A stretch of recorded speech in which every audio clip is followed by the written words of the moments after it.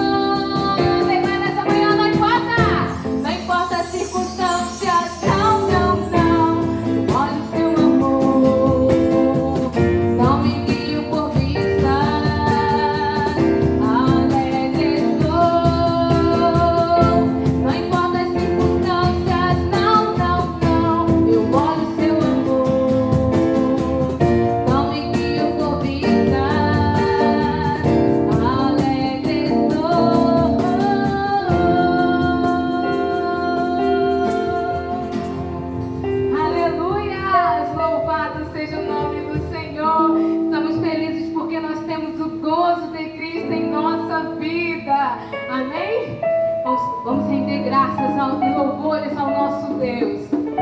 Estamos aqui na presença do Senhor para glorificar aquele que vive, reina e reinará continuamente. Aleluia. Glorifica o nome do Senhor nesta manhã. Engrandeça o teu Deus. Aleluia.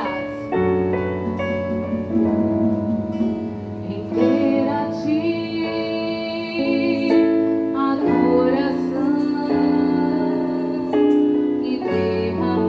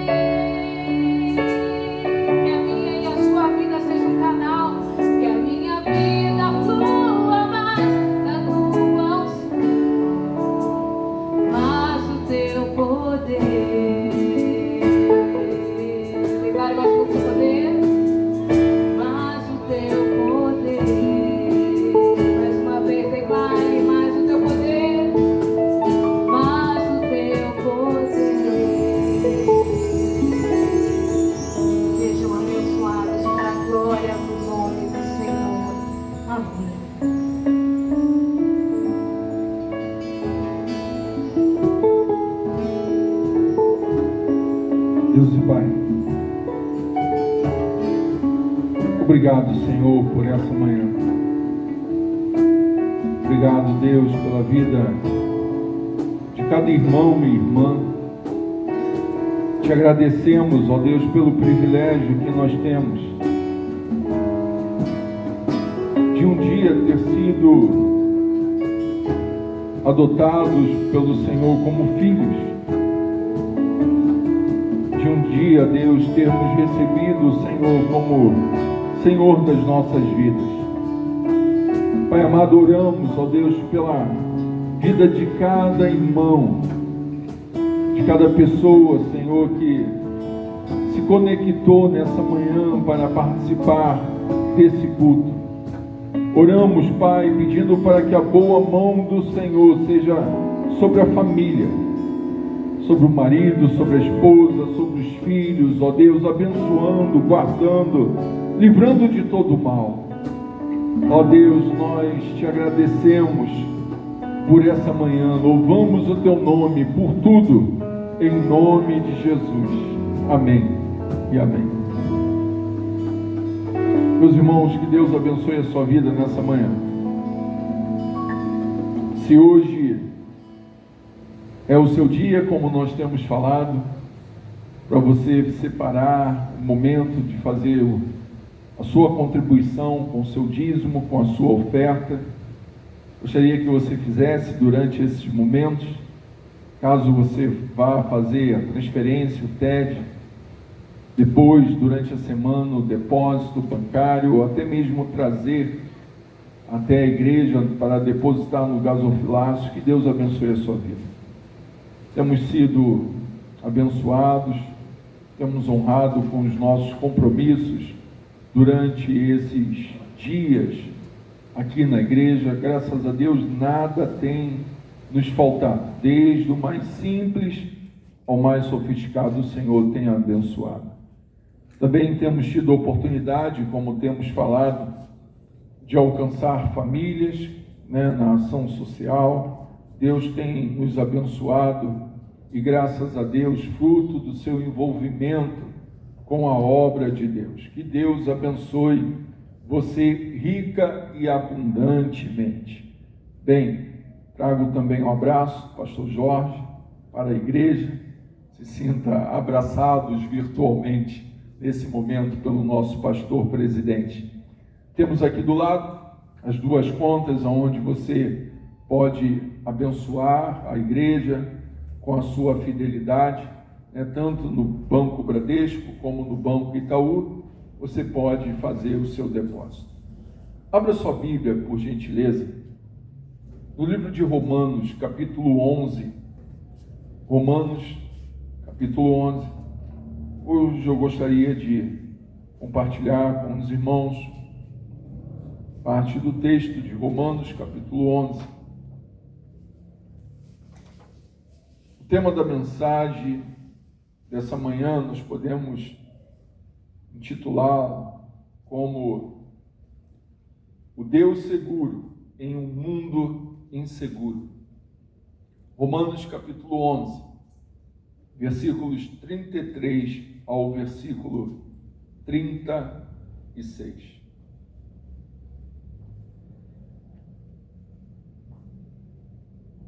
Um dos contextos em que essa carta é escrita, a carta de Paulo aos Romanos, é que a igreja está também passando por um momento de perseguição, sendo perseguida pelo imperador Nero, o mesmo que coloca fogo em Roma e acusa os cristãos de terem feito isso.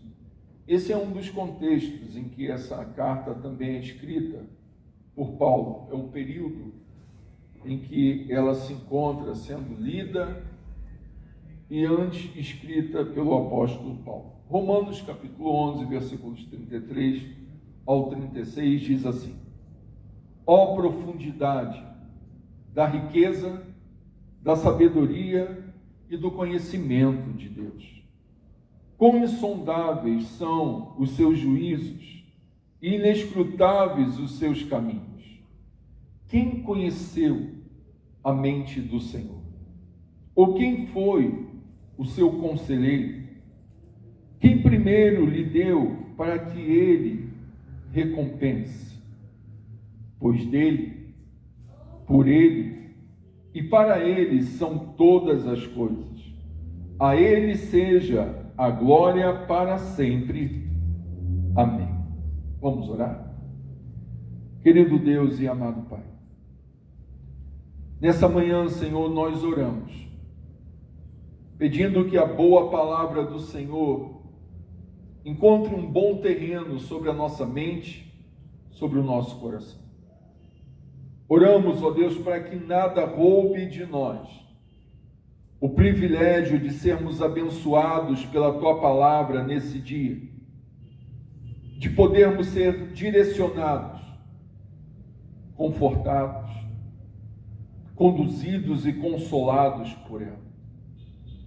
Pedimos, ó Deus, que essa sabedoria insondável venha sobre nós. Que esse Deus seguro sobre tudo e sobre todos repouse sobre o nosso coração e mente, trazendo sobre nós confiança plena em Ti nesses dias. É o que nós pedimos ao Senhor, em nome de Jesus. Amém e amém. Uma certa vez, um homem estava trabalhando em uma lavoura e de repente chegou um outro homem desesperado, gritando: Richard, Richard, a sua casa está pegando fogo. E aquele homem que estava trabalhando na lavoura, ele larga tudo, sai correndo, e depois de alguns metros, quilômetros corrido, ele para e pensa: por que eu estou correndo? Se eu não me chamo Richard, e nem tampouco tenho uma casa. A grande verdade, meus irmãos, é que todo ser humano, ele tem necessidade de se sentir seguro. Ao menor rumor de desequilíbrio, de instabilidade, isso nos traz uma certa insegurança, um certo desespero sobre a nossa alma. Estamos vivendo esses dias de pandemia. Quantas pessoas não estão inseguras em relação ao seu futuro, ao futuro da sua família, ao futuro daquelas pessoas a quem ela ama? Uma certa vez eu estava assistindo uma reportagem, e a reportagem tratava de um momento de instabilidade num shopping, onde alguém começou a gritar que havia um homem armado com uma faca, e todos começaram a correr para lá e para cá, sem saber aonde entrar. E a pergunta que eu me fiz diante daquela reportagem era a seguinte: o que um único homem, com uma única faca, poderia fazer com toda aquela gente naquele shopping? Meus irmãos, nós vivemos em um mundo assim, instável. E a instabilidade gera em nós a necessidade de segurança. Pessoas têm vivido amedrontadas nesses dias. Não estamos menosprezando o problema, mas a instabilidade de dias comuns tira de nós o controle e causa ansiedade. E talvez a pergunta nessa manhã seja a seguinte: o que é ansiedade em demasia? Ansiedade em demasia é a falta de controle sobre o que pode acontecer. Nos leva a sermos precipitados com os acontecimentos. Não esperamos para observar o que pode acontecer. Somos como essa pessoa nessa história que eu conto. Alguma coisa acontece e as pessoas começam a correr e depois perguntam: bem, mas por que eu estou correndo? Por que eu estou ansioso? Por que eu estou permitindo que o meu coração entre em desequilíbrio?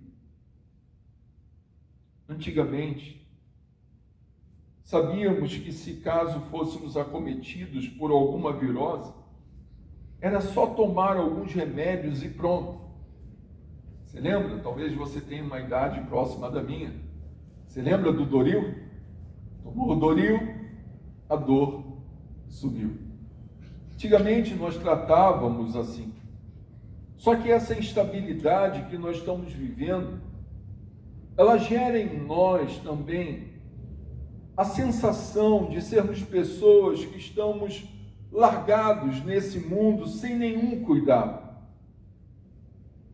A impressão que nós temos é que se algo de bom aos nossos olhos nos acontece, atribuímos isso à sorte. E se algo de ruim nos acontece aos nossos olhos, atribuímos isso ao azar. Então, temos vivido uma vida alucinada, movida por ansiedade, e por ansiedade extrema, ou para nos aproximarmos da tão sonhada sorte, ou de se afastar do tão temido azar em relação aos acontecimentos últimos da nossa vida. E surge uma outra pergunta: por que vivemos dessa maneira? Por que nos entregamos à ansiedade demasiada? Porque os acontecimentos da vida nos assustam e nem sempre a gente para observar. Eu diria que nós vivemos assim. É porque o maior problema do ser humano é o medo da insegurança e isso gera ansiedade. É o receio do que vai acontecer amanhã.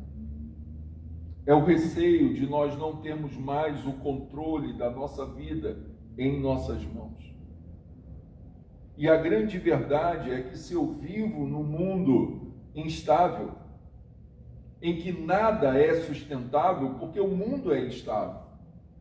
Nós começamos esse ano muito bem, mas de repente fechamos os nossos olhos, dormimos e quando acordamos parece que o mundo estava de cabeça para baixo.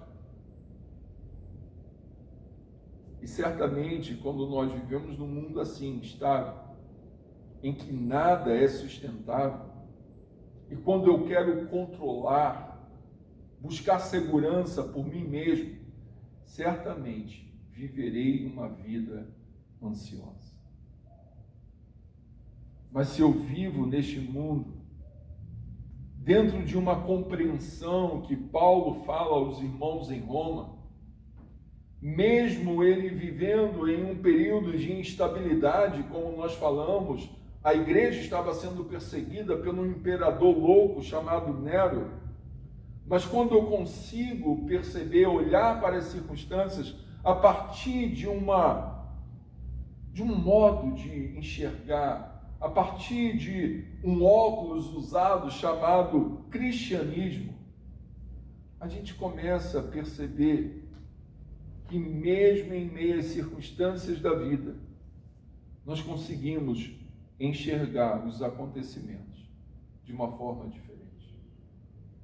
Por isso, Paulo está escrevendo essa carta, no capítulo 11, olhando para Deus e entendendo, ou tentando entender essa dimensão de Deus. Esse Deus que é um Deus seguro em meio à insegurança desse mundo. Esse Deus que é um Deus estável em meio à instabilidade desse mundo. Por isso, Paulo, ele escreve essa carta não para pessoas que estão vivendo uma vida tranquila, mas pessoas que estão passando por uma perseguição ferrenha.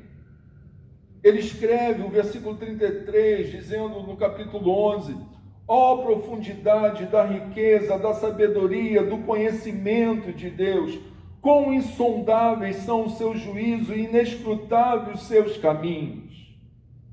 Quem conheceu a mente do Senhor? Ou quem foi o seu conselheiro? Quem primeiro lhe deu para que ele o recompense? E Paulo, ele resume toda essa fala dizendo, pois dele, por ele, para ele, são todas as coisas, e a ele seja a glória para sempre. Amém. Meus irmãos, em um mundo inseguro, instável. Quem é que pode dizer o que é seguro?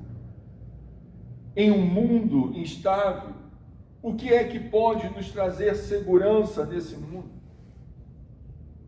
Você acorda, está tudo bem, vai dormir, e no outro dia parece que o mundo virou de cabeça para baixo.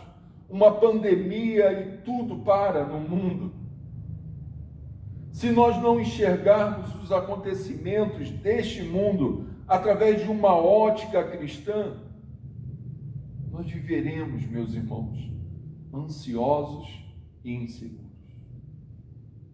É por isso que Paulo, nessa mesma carta, lá no capítulo 8, versículo 28, ele vai escrever a esses irmãos dizendo: sabemos que Deus age em todas as coisas. E Deus age em todas as coisas para o quê, Paulo? Ele vai dizer: Deus age em todas as coisas, sabe para o quê? Para o bem daqueles que o amam. Parece ser uma coisa contraditória. Como Deus pode estar agindo em meio a um caos mundial? Como pode Deus estar controlando algo que parece estar tudo descontrolado? Nós esquecemos que esse Deus é um Deus estável, aonde existe instabilidade. Deus não muda. Deus é sempre, em todo o momento. Por isso que Paulo diz: ó profundidade da riqueza, da sabedoria e do conhecimento de Deus. Quão insondáveis são os seus juízos e inescrutáveis são os seus caminhos. Se nós entendermos que tudo foi criado por esse Deus, para esse Deus e por meio desse Deus, até as coisas mais absurdas do mundo, aos nossos olhos, meus irmãos, nos tragam paz. Porque nós sabemos que um Deus seguro está conduzindo toda a insegurança desse mundo. Seria muito bom nós termos respostas para tudo, para a insegurança da nossa vida, para os anseios que nos alcançam. Até o mesmo Paulo, que escreve Romanos capítulo 11, versículos 33 e 36, ele também passou por momentos de insegurança. Lá na segunda carta de Coríntios, quando ele está passando por um momento de perseguição, e ele expressa que ele cria uma figura, ele diz que estava com um espinho na carne. E quando ele percebe que aquilo está o angustiando, trazendo uma certa insegurança, ele ora por 3 vezes para Deus, para que Deus tire aquele espinho da carne que está sobre ele, talvez uma perseguição, um momento difícil. E sabe qual é a resposta que ele recebe de Deus? De um Deus estável, em meio à instabilidade da nossa vida. A resposta de Deus para Paulo é: a minha graça te basta, pois o meu poder se aperfeiçoa na sua fraqueza. Meus irmãos, é isso. Isso é termos segurança em um Deus estável, em meio a um mundo instável. Isso é confiar num Deus que conduz todos os acontecimentos da nossa vida.